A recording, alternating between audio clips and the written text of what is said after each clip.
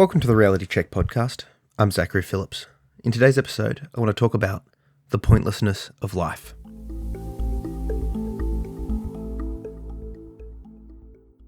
So before we get into it, just a quick update.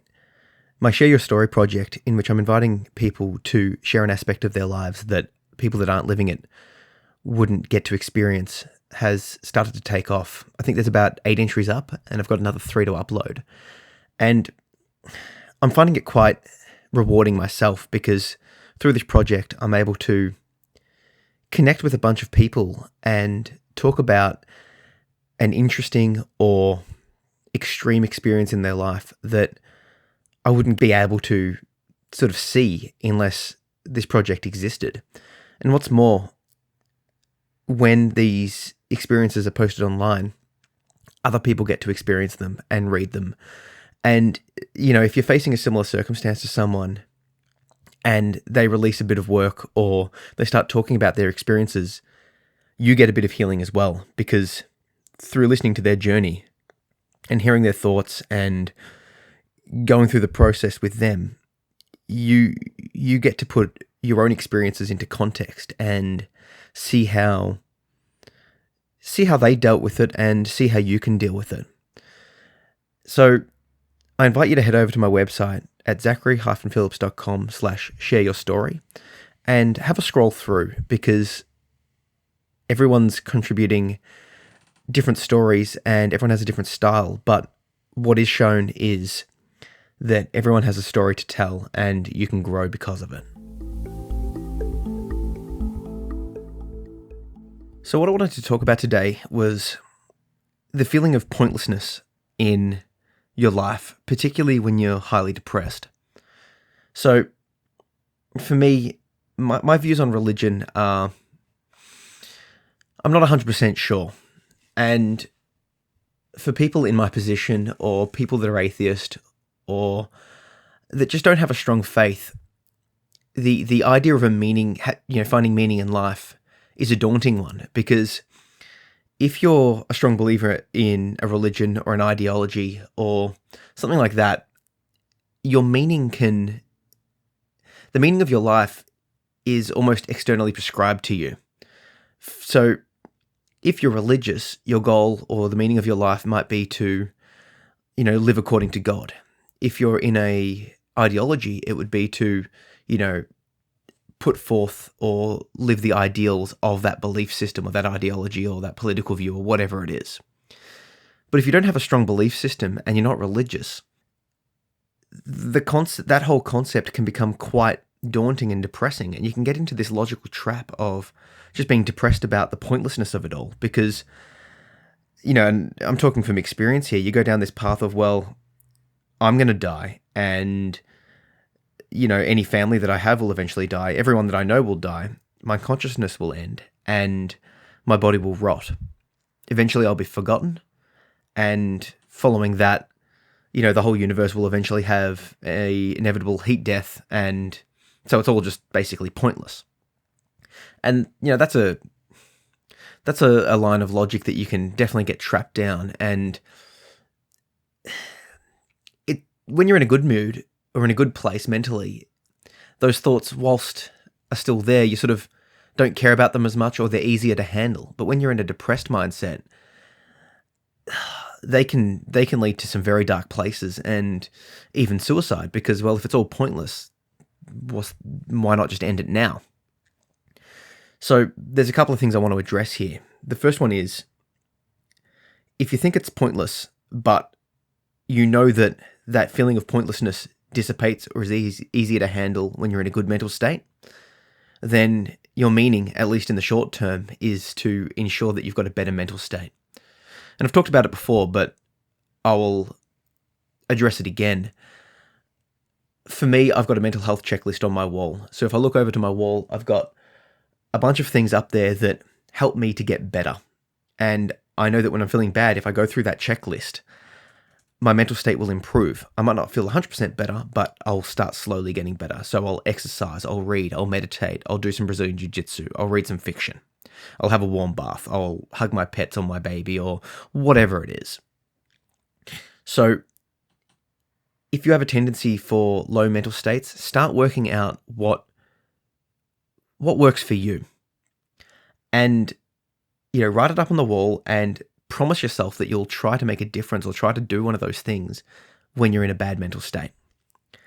And I suppose I'll let it out now. I'm in the process of writing my second book, which will be basically a guide of what I do in depth to feel better. So for people that want to have a look at it, it'll go over what I do when I'm in a bad place in the instant that it happens, and also long term how I try and maintain a good mental state, coming from a history of a traumatic past and variety of mental illnesses.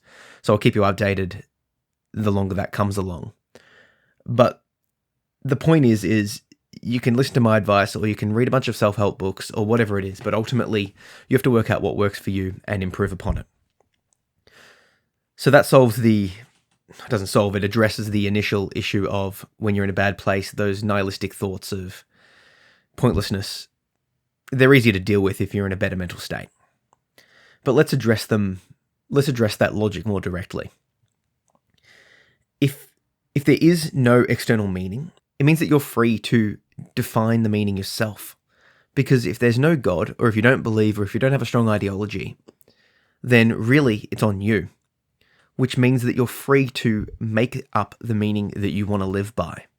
Have a code, have a idea about yourself of an ideal that you want to aspire to. You could search, and I've done this. If I look at my bookshelf, I've got probably 30 books on different religions and ideologies and belief systems, ranging from typical Christianity, Islam, Judaism, Buddhism sort of stuff, to more esoteric stuff, to martial arts. And I don't prescribe to any particular one, but I'm working out my own morals to prescribe to. And obviously there is a bit of a danger here of sort of becoming a monster compared to other people, but there's a couple of checks to that. The first one is, make sure you're able to live and function in society and, respond to the feedback of others. But secondly, you might find a nuance of your own opinions and morals when you start searching for them that goes beyond what's generally accepted in society, in the sense that you might believe some of the laws that are in place now shouldn't be, or you might believe that there should be other laws, and it might inspire you to protest or instigate some social change, and that's a good thing. So the first one is, if you don't have an externally prescribed moral source or source of meaning, you're free to make your own. And yes, that self-prescribed meaning is, I suppose, inherently, quote, meaningless itself, but it's something that you can choose to live by. And if you're in a good mental state, you're now living by your values and your morals and your ethics, and you're pursuing a meaning of your own life. So when you're in a good place, it's something to live by, and you'll feel good about it. And when you're in a bad place, it's something to aspire to. But the final one, and I think this is the trump card in this, is that if there is no life after death, if there is no point or meaning or anything that happens, and you have this life and then you're gone, then really this life is the most important thing. Because think about it. If you prescribe to that worldview, prior to your birth, there was just an endless eternity of blackness, nothingness, an endless void, stretching to infinity. And after your short lifespan, there will be another endless void of eternity. So right now, you're effectively, or this life is effectively the small blip of light that stands out in stark contrast against an eternity of blackness. So maybe that fact alone gives this life inherent meaning, because this life is the single point of difference in an endless blackness seems to suggest something. The fact that it is something that's different to the general rule of what seems to happen in this universe suggests that there's some sort of importance. And if you can cling to that fact when you're struggling with this, that yeah, you will die and you will end up going back to that endless void. But right now, the fact that you're feeling something matters. The fact that you're feeling is important. And I'll bring this back to my own mental health. When I was feeling really low, when I was effectively suicidal and self-harming, I tried a bunch of different medications. Now, before I go on, medications work for some people and they're vital. And please, if you've been prescribed them, try them, because they do work. But for me, they worked in the sense that it helped me to get past my horrible levels of depression, but it made my range of experience very small, in the sense that the absolute lows were gone, but also the highs. So rather than having a range of experience that could range from 0 to 10, my range of experience went from like 4 to 6. It felt like the world was quite muted. And what I realized was that despite feeling really bad at times, I also felt really good. And that variation was part of the joys of life. And when I was on the medication, it felt like, although I wasn't depressed, although I wasn't suicidal anymore, I wasn't feeling anything anymore. And the lack of feeling became more of an issue than the depression itself. So what I did was I decided to go, okay, now that I'm not wanting to kill myself, I need to take steps to get better so that when I come off this medication, I don't fall back into that trap again. So I set myself up some support mechanisms, got a psychologist, read a bunch of books, and sort of basically got my shit together. And then I went through the process of getting off the medication. And despite all of this, the medication is still there as a potential backup option. If everything goes bad and I need to take it, I will take it again. But I used it as a crutch, to get myself together and then get other things in place. The point I'm driving at here is that the fact that you're feeling, even if it's a bad feeling, is better than not feeling at all, because you're going to spend an eternity not feeling. I think people look at the difference of good feelings and bad feelings as opposites, but I would put them on the same side of good and bad feelings are on one side of the spectrum and not feeling at all, the black void, is on the other side. So right now, even if you feel bad and you're hearing this and, it sucks, I get that. And I'm not saying that you should dwell and that the bad feelings are enjoyable, but they're still feelings. And right now you get this small glimmer of time compared to the eternity of blackness that you have to feel. So take the steps, look into getting help. There's a bunch of online resources and people to talk to. There's professionals. There's so much out there if you start looking.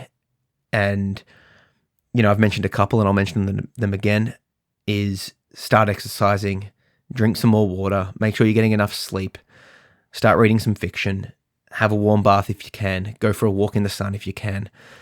And whatever it is that makes you feel good, start doing that more. And just because it would be a real shame if you were to end your life early to embrace that void when this is the only life that you have. Particularly if you're of the belief that, if you don't have a belief system, if you're not religious, if you don't have an ideology, then this really is all you've got. So make the most of it. If you'd like to follow me, I can be found on Facebook, Instagram, and Twitter, and now Pinterest at Zach P. Phillips. And if you want to check out my blog, a collection of small life hacks for my little videos, and participate in the Share Your Story project, head over to my website at zachary-phillips.com. And you can check the links down the sidebar from there. And if you're interested, you can also take a look at my first book, Under the Influence, Reclaiming My Childhood, in which I talk about my experiences growing up as the son of an addict, paranoid schizophrenic, chronic hoarder, and drug dealer. I talk about the things that happened to me in the household and my mental state, as well as how I deal with it to this day. So yeah, thanks for listening. Have a good one.